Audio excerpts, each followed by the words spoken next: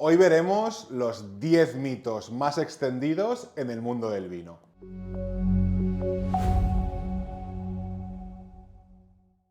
Número 1. Cuanto más caro es el vino, mejor va a ser. Esto sin duda es una mentira. De hecho, muchas veces las botellas más caras no lo son por su calidad, sino porque hay muy pocas unidades, por el prestigio y reputación de la marca y de la bodega. Hoy en día encontramos muchísimos vinos asequibles con mucha calidad. Y también los hay mucho más caros que pecan un poco de esta calidad. El número 2. El vino mejora con la edad. Algunos vinos sí que pueden mejorar con la edad si se conservan adecuadamente, pero hay muchísimos otros que no es que no vayan a mejorar, sino que van a empeorar. Depende mucho del estilo del vino y cómo esté hecho, si está pensado para ser guardado o no. Hay tintos de guarda muy bien elaborados que precisamente se hacen con intención de que duren muchos años y ganen matices durante la crianza, pero hay muchísimos otros, de hecho la mayoría, que se hacen pensando para un consumo más o menos inmediato y que guardándolos poco favor le vamos a hacer. El mito número 3. El vino rosado es una mezcla de blanco y tinto. El vino rosado se hace gracias a la piel que encontramos de las uvas tintas. Los vinos tintos tienen todo el proceso de fermentación con las pieles, de ahí que encontremos estos tonos tan oscuros,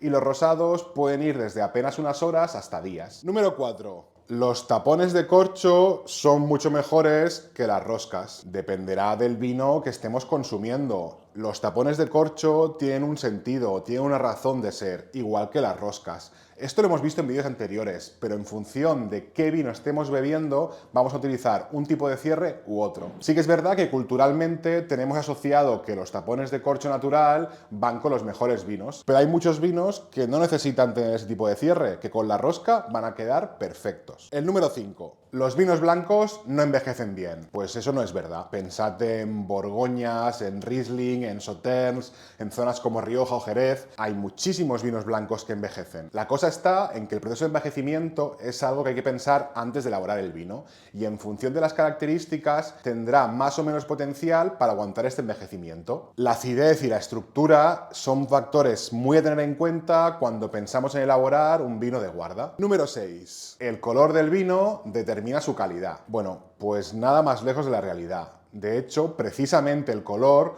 nunca es indicativo de la calidad de un vino. Nos puede dar información sobre el tipo de envejecimiento o cómo es la uva que se ha usado, pero poco más. Sabemos que el color proviene de la piel de la uva y hay uvas que tienen una piel más gruesa con mucho material colorante y otras uvas que la tienen más fina y tiñen menos. Pero eso no tiene nada que ver cómo va a ser el resultado final. El proceso de elaboración, la mano de los enólogos, el tipo de vino que estemos haciendo, la zona, la variedad, son los que determinarán cómo es el resultado final y no en color. Número 7. El vino tinto debe servirse a temperatura ambiente. Eso tampoco es verdad. De hecho, los vinos tintos deben sentirse frescos en boca. No tienen que estar congelados ni que vengan de la nevera de estar 4 o 5 horas, pero sí que es verdad que recomendamos que pasen brevemente por esa nevera para conseguir bajar su temperatura. La temperatura ambiente no les ayuda demasiado a las sensaciones táctiles que recibimos de ellos, sobre todo a la acidez y a los taninos. Número 8. Los tintos son para la carne y los blancos para el pescado. Otra que también tiene mucha tela. Pues bueno, afortunadamente el mundo del vino no es ni blanco ni negro. De hecho, hay tantos vinos y tantos platos y tantos matices que nos permite jugar de mil maneras. Hoy en día en muchos restaurantes ya encontramos combinaciones de tintos con pescados, de blancos con carnes. Hay que tener muy presente que quedarnos solo con carne o pescado es demasiado general. El tipo de cocción,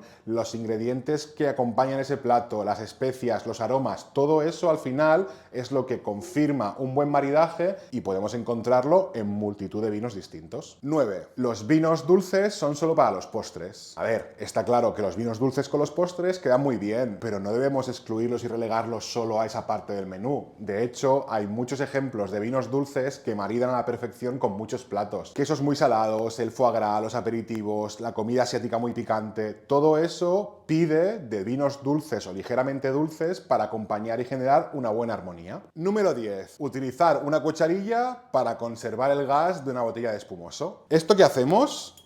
No tiene ningún fundamento científico, no consigue nada de nada. Por mucho que nos empeñemos y que esto lo veamos en la mayoría de neveras de nuestras casas, no está haciendo ningún efecto. La primera opción es utilizar los tapones herméticos que realmente sellan y evitan que haya una transferencia de gases de dentro de la botella hacia afuera. Si no tenemos el tapón hermético, que puede pasar, lo que debemos intentar es volver a poner el corcho que tenía la botella y guardarlo en frío. El frío realmente sí que ayuda a conservar este gas, o que al menos se pierda más lentamente. Estamos convencidos que habéis escuchado muchos de estos a lo largo de vuestra vida. Pues bien, ahora ya sabéis la realidad. No dejan de ser mitos, y lo mejor para desmentirlos es comprobarlo por vosotros mismos. Si te ha gustado el contenido, puedes darnos like, y si quieres animarnos a que sigamos haciendo vídeos como este, puedes suscribirte pinchando aquí.